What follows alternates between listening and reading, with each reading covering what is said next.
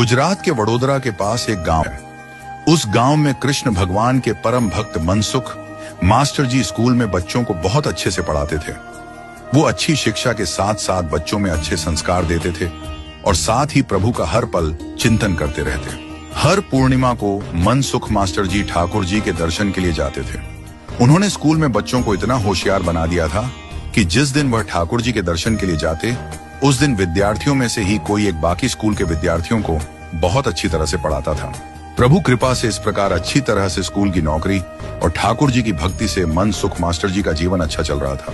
पर गांव के कुछ ईर्ष्यालु लोगों ने वडोदरा के शिक्षणाधिकारी से मनसुख मास्टर जी की शिकायत कर ये कहा, हमारे गांव के मास्टर जी बच्चों को पढ़ाने के बदले ठाकुर जी के दर्शन के लिए चले जाते हैं, जिससे बच्चों की पढ़ाई खराब होती है, उन्हें उचित शिक्षा नहीं मिलती है। 2 बार जांच करने के लिए शिक्षणाधिकारी के ऑफिस से कुछ साहब आए, पर उस दिन पूर्णिमा न होने के कारण मनसुख मास्टर जी स्कूल में हाजिर थे और स्कूल की प्रार्थना और बच्चों की पढ़ाई और संस्कार देखकर जांच अधिकारी बहुत खुश हुए और उन्हें इनाम देकर गए। गांव के लोगों को जब इस बात का पता चला तो सभी ने निश्चय किया कि फिर से शिकायत की जाए। इस बार स्पष्ट शब्दों में पूर्णिमा के दिन जांच की जाए, ऐसा लिखा गया जिससे मास्टर जी हाथों हाथ पकड़े जाएं और इस बार शिक्षणाधिकारी स्वयं जांच के लिए आए, इस बात पर जोर दिया गया था। इस बार पूर्णिमा के दिन सुबह की पहली ट्रेन से मास्टर जी ठाकुर जी के दर्शन के लिए निकल गए। दूसरी ओर ठीक 11 बजे स्कूल में जांच के लिए शिक्षणाधिकारी साहब गांव में आए। इधर मास्टर जी की पत्नी को जब इस बात का पता चला कि गांव में जांच के लिए साहब आए हैं और मास्टर जी ठाकुर जी के दर्शन के लिए गए हैं, तुरंत वह दौड़ती दौड़ती घर में गई और ठाकुर जी की मूर्ति के समक्ष घी का दीपक जलाया और ठाकुर जी से कहने लगी, हे ठाकुर जी, मेरे पति की नौकरी चली जाए उसकी, मुझे कोई चिंता नहीं, पर कल सुबह जब यह बात सभी को पता चलेगी कि आपके दर्शन करने गए मास्टर जी की नौकरी चली गई, तो आप पर कौन भरोसा करेगा? हे ठाकुर जी, हमारी लाज रखना। दूसरे ही क्षण ठाकुर जी की मूर्ति में से साक्षात ठाकुर जी अपने भक्त की लाज रखने के लिए मनसुख मास्टर जी का रूप धारण कर गांव के स्कूल में बच्चों को पढ़ाने लग गए।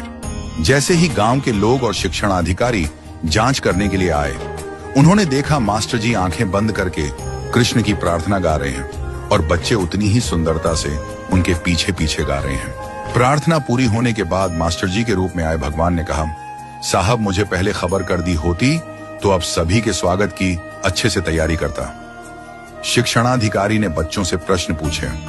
होशियार बच्चों ने सभी प्रश्नों के अच्छे से जवाब दिए। बच्चों की शिक्षा और संस्कार देखकर शिक्षणाधिकारी साहब बहुत खुश हुए। शिक्षणाधिकारी साहब ने मास्टर जी को इनाम देने की घोषणा की। इस बात से गांव के लोग अंदर ही अंदर जलकर राख हो गए। जब शिक्षणाधिकारी खुश होकर वडोदरा जाने के लिए रेलवे स्टेशन पहुंचते हैं, तो अचानक सामने से ठाकुर जी का दर्शन करके मनसुख मास्टर जी ट्रेन से उतरे। मास्टर जी को देख शिक्षणाधिकारी चौंक गए। मास्टर जी भी शिक्षणाधिकारी को देखकर घबरा गए। घबराते हुए कहने लगे, साहब, मुझे अगर पता होता कि आज आप आने वाले हैं तो मैं ठाकुर जी के दर्शन के लिए नहीं जाता। शिक्षणाधिकारी साहब ने कहा, क्या मनसुख जी, आप मजाक कर रहे हैं? मैं आपके स्कूल में जांच करने गया, आप खुद पूरे दिन हमारे साथ रहे। ये सब क्या है? मुझे कुछ समझ में नहीं आ रहा है। मनसुख मास्टर जी की आंखें भर आईं और रोते रोते कहने लगे, साहब, मैं समझ गया। मेरे भगवान ने मेरी लाज रखने के लिए, मेरी नौकरी बचाने के लिए मेरे ठाकुर जी को मास्टर जी बनकर नौकरी करनी पड़ी। वाह मेरे ठाकुर जी, भक्तों के लिए आप कितने रूप धारण करके उनका काम करते हैं। शिक्षणाधिकारी और गांव के लोगों ने जब सारी वास्तविकता सुनी, सभी की आंखों से आंसू निकल पड़े। मास्टर जी ने तुरंत एक कागज निकाला और उस पर अपना इस्तीफा लिखकर शिक्षणाधिकारी को देते हुए बोले, मेरे बदले मेरे ठाकुर जी को नौकरी करनी पड़े, ऐसी नौकरी मुझे नहीं करनी है। शिक्षणाधिकारी साहब ने और गांव के लोगों ने बहुत समझाया। गांव के लोग अपनी भूल पर पछताने लगे, मास्टर जी से माफी मांगने लगे। हे प्रभु, आज आपने यह साबित कर दिया कि आप अपने भक्तों के लिए किसी भी हद तक जा सकते हो। वाह मेरे ठाकुर जी, वाह।